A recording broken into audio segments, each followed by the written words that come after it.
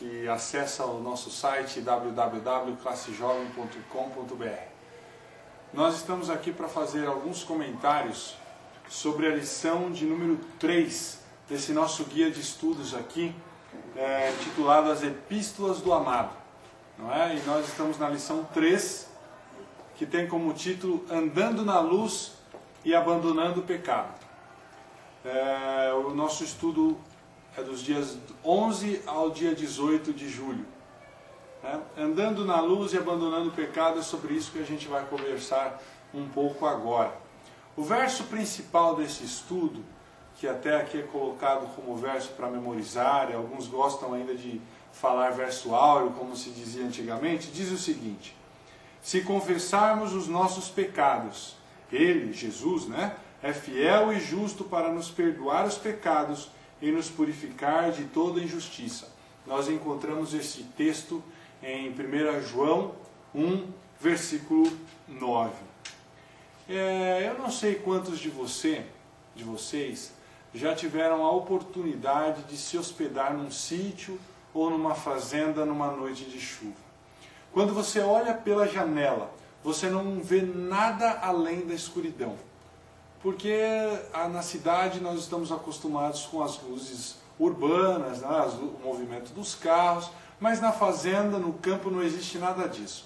E quando você está numa noite de chuva, você olha pela janela, numa fazenda, você não vê nada, nem mesmo a luz da lua e das estrelas.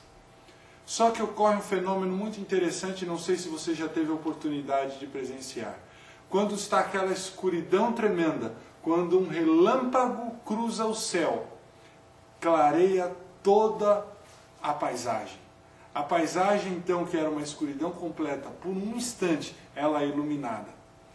E aí, ao voltar à escuridão, a escuridão não é mais a mesma. Sabe por quê? Porque todo o relevo, toda a paisagem, agora foi revelada. A partir do momento em que houve aquele relâmpago e você presenciou toda a paisagem revelada, você sabe exatamente onde estão as colinas, onde estão as paisagens, onde estão as construções, onde estão, porventura, os animais. E a lição dessa semana vem trazendo exatamente esta comparação. João diz que Jesus é a luz. E quando João faz essa metáfora com a luz, de Jesus com a luz, ele está dizendo o seguinte: assim como a luz é o oposto das trevas, Jesus é totalmente oposto ao pecado. E quando Jesus ele entra na sua vida, a sua vida nunca mais será a mesma. Os pecados que antes estavam ali escondidos, agora são revelados. E você tem a oportunidade, então, como está escrito no verso que lemos, de se arrepender, de confessar os seus pecados. E Jesus promete que vai nos salvar, vai nos perdoar e vai nos purificar. E a lição, então, continua dizendo que o Senhor é luz. E luz significa salvação. Por quê? Como disse o salmista Davi, o Senhor é a minha luz e a minha salvação. A quem temerei? Essa afirmação compreende também o significado de que Deus é absolutamente puro, Deus é absolutamente justo e Deus é absolutamente transparente. Tudo isso está embarcado na acepção de que Deus é luz, então Deus é luz e Deus é absolutamente puro, transparente e justo, além, é claro e obviamente, que Deus não se coaduna com o pecado. Feita essa explicação, João segue na lição e eu exorto você a lê-la e a estudar também, e no sábado estar conosco aqui na igreja, ou então acompanhando a nossa classe pela internet. Você vai ver a explicação de que João prossegue fazendo algumas afirmações muito interessantes sobre o comportamento humano. Em 1 João 1,6, João vem dizendo o seguinte: se nós dissermos que mantemos comunhão e andamos nas trevas, mentimos. O que João estava querendo dizer com isso? Que a vida do cristão precisa ser uma vida coerente, como coerente ao nosso Deus. Nós não podemos sair afirmando aí para as pessoas que nós seguimos um Deus, mas os nossos atos mostram o contrário. Se nós somos apegados aos nossos pecados, se nós temos erros e esses erros nós não temos vontade de abandonar. E aí João faz um alerta e uma advertência contra os hipócritas, contra aqueles que vivem dizendo faço determinada coisa, mas na prática pratica outra, na prática ele faz outra. Não é?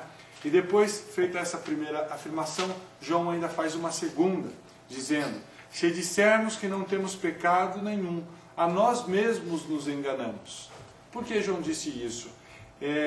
Algumas pessoas negam a existência do pecado. Algumas religiões, inclusive, denominações, dizem que essa história do pecado ela não existe. Na verdade, o que existe são pessoas evoluídas, menos evoluídas, mais evoluídas, e que todos nós erramos até atingir um grau de evolução.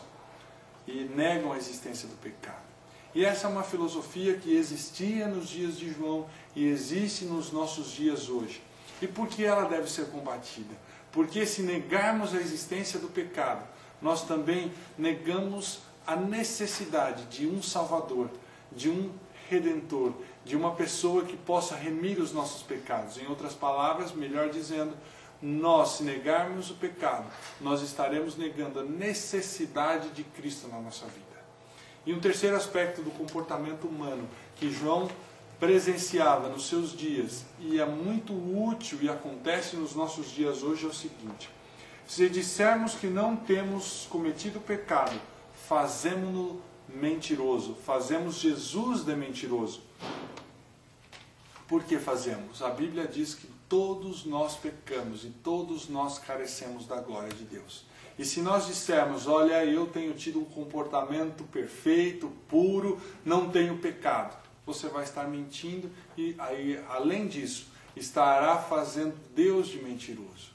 Deus quer que nós sejamos seus imitadores, mas a plenitude da perfeição nós só vamos alcançar lá no céu. Aqui somos todos nós pecadores e dependentes do poder redentor de Jesus. Ele é o único que pode nos perdoar e purificar dos nossos pecados. Nós não podemos achar que por nós mesmos, por nossas forças, nós somos capazes de viver uma vida perfeita e sem pecado. Por isso, terminando o nosso comentário, eu queria deixar com vocês a mesma ilustração do começo. Jesus é como uma luz, é a luz, e quando ele passa na sua vida como um relâmpago, é o suficiente para transformá-la.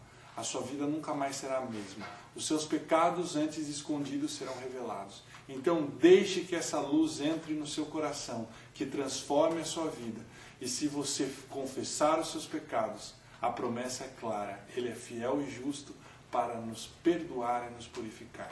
Um ótimo estudo para você. Até sábado na nossa classe jovem. Um grande abraço. Obrigado.